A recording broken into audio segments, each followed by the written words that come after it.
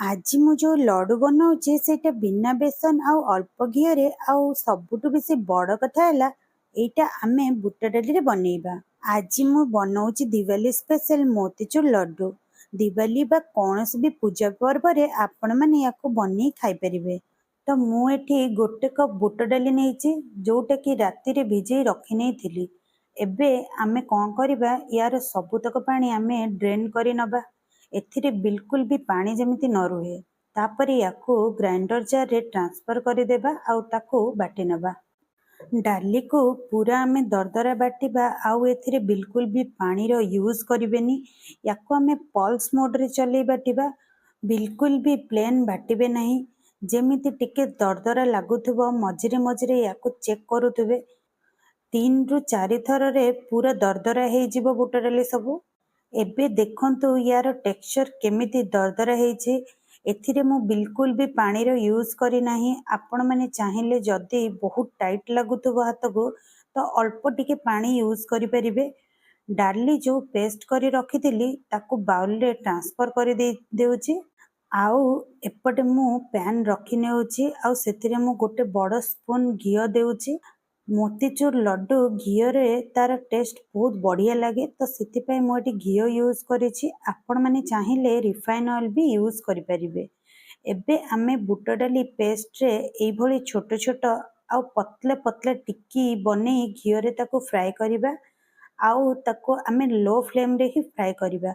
मु eighty Cello fry करूछि। आपण माने चाहिए डीप फ्राई भी करि परिबे। एथिरे आपनको ना बेसन रो बैटर दरकार ना ही छांच दरकार। एबे सबु टिक्की को मु एठी भलो से फ्राई करी नेछि। टिक्की सबु को भलो से फ्राई करी नेबे हेले कलर बेसी लाल करिवे नहीं। या परे आमे जो बुट डाली पेस्ट अछि ताकू भी एमिति टिक्की करी सबु तक फ्राई करी नबा। बहुत ही इजी आ बहुत ही जल्दी हे तैयारी हे जिवो ए लड्डू। एबे याकू बाहर करी नबा। याकू एबे ठंडा हेबा पई छाड़ी देबा।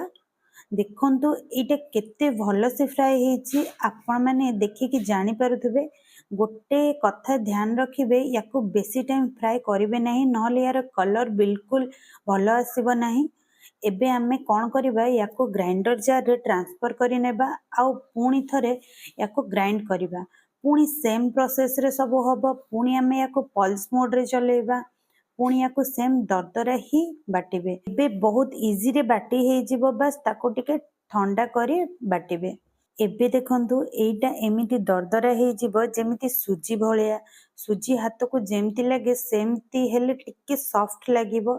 मु याकू 2 थर ग्राइंड करी सबू तक बाटी नेछि। बहुत ही परफेक्ट मोतीचूर लड्डू एमिति प्रोसेस रे भी बहुत ही भलो हे तैयारी हेबो। पूरा मार्केट स्टाइल। आउ केही भी खाई की कही परिबेनी कि एटा बेसन रो बुंदी रो नुह बोली। बहुत ही बढ़िया रेसिपी आपण माने निहाती ट्राई करी खाई परिबे। एबे जो पैन रे घी टिके बळी थिला सेथिरे जो ग्राइंडिंग करी डाली को रखिथिलु ताकू एथिरे ढाली नेबा। आ पुणी थरे 5 रु 7 मिनिट पर्यंत भाजी नेबा लो फ्लेम रे। कारण बहुत टिक्की सब टिके टिके भितरु हेई नथिला। तो पुणी थरे एमिति भाजिले से पूरा ड्राई आ खुसखुस बळिया हेई जिवो। आउ ताकू जेते एमिति हल्का हल्का टिके टिके फ्राई करिवे सेते भलो टेस्ट लागिवो यार। आउ आमे ताकू सेते पर्यंत भाजीबा जेते पर्यंत यार टेक्सचर पूरा खुरकुरा खुसखुस भली हेई न जिवो। देखंतु यार टेक्सचर और कलर केमिति चेंज हे जायछि। केते ही दरदरा और कलर भी केते बढ़िया आछि। एबे आसंतु बनेइबा यार चीनी सिरा। मु एठी 1 कप बुट डाली नहीं तो 1 कप चीनी देउछि और तासो हाफ कप पानी। आपण माने जेतिकी क्वांटिटी बुट डाली नेबे सेतिकी क्वांटिटी चीनी नेबे आउ तार हाफ पानी देबे एठी। तो एबे देखंतु जो चीनी सिरा एमिति अल्प अल्प टिके चिपचिपा हवा दरकार। चीनी रो पाग पूरा टाइट करिवे नहीं। एमिति हल्का चिपचिपा जेमिति हाथ को लागुथबा दरकार। एबे एथिरे 2 रु 3 ड्रॉप लेंबू रस आउ अल्प फूड कलर मु मिसौछि रेड कलर रो। लेंबू जगह आपण 2 रु 3 ड्रॉप विनेगर भी नहीं परिबे।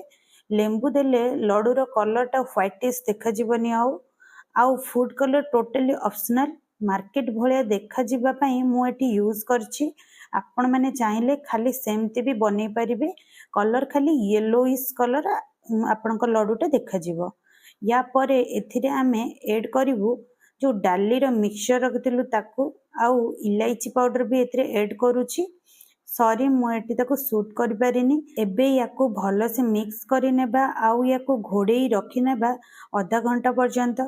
ଏଥିରେ କ'ଣ ହବ କି ଯେଉଁ ଆମେ ବୁନ୍ଦି ପୁରା ଫୁଲିଯିବ ଆଉ ସାଇଜ୍ରେ ଡବଲ୍ ହେଇଯିବ ଆଉ ବିଲକୁଲ ସଫ୍ଟ ହେଇଯିବ, ଯେମିତି ପାଟିରେ ମିଳିଗଲା ପରି।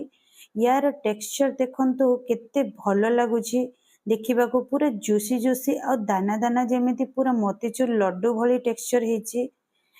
ଏବେ ଏଥିରେ ମୁଁ ଚପ୍ କରି ରଖିଥିବା କାଜୁ ଆଉ ଚାରୁ ମଗଜ କିଛି ଏଡ୍ କରୁଛି। ପୁରା ମାର୍କେଟ ଭଳି ଦେଖିବା ପାଇଁ ଲାଗିବ। ୟା ସହିତ ଆପଣ ପିସ୍ତା ବି ଏଡ୍ କରିପାରିବେ, ନହେଲେ ସ୍କିପ୍ ମଧ୍ୟ କରିପାରିବେ। ଏବେ ହାତରେ ଅଳ୍ପ ଘିଅ ଲଗେଇ ନେବା ଆଉ ଲଡୁ ବନେଇବା ଷ୍ଟାର୍ଟ କରିବା। ବହୁତ ହି ସହଜରେ ଲଡୁ ତିଆରି ହେଇଯିବ। ହାଲକା ହାତରେ ବାସ୍ ଟିକେ ଟିକେ ପ୍ରେସ୍ କରି ଗୋଲ ବନେଇ ଚାଲିବେ।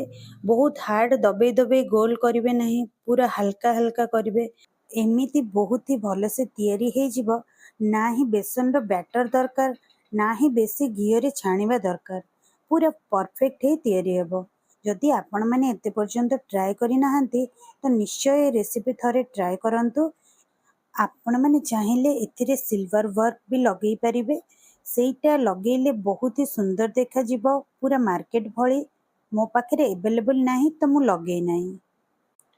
ଏବେ ଦେଖନ୍ତୁ ମୁଁ ଗୋଟେ ଫାଳ କରି ଦେଖାଉଛି, ଆପଣମାନେ ଦେଖନ୍ତୁ ଏହାର ଟେକ୍ସଚର କେମିତି ଦେଖିପାରିବେ। ଦେଖନ୍ତୁ କେତେ ଭଲ ହେଇଛି, ପୁରା ଜୁସି ଜୁସି ଆଉ ପରଫେକ୍ଟ। ଭିଡ଼ିଓଟା କେମିତି ଲାଗିଲା ନିହାତି କମେଣ୍ଟ କରି ଜଣାଇବେ ଆଉ ଲାଇକ୍ କରିବେ। ହ୍ୟାପି ଦିୱାଲି। Bye bye.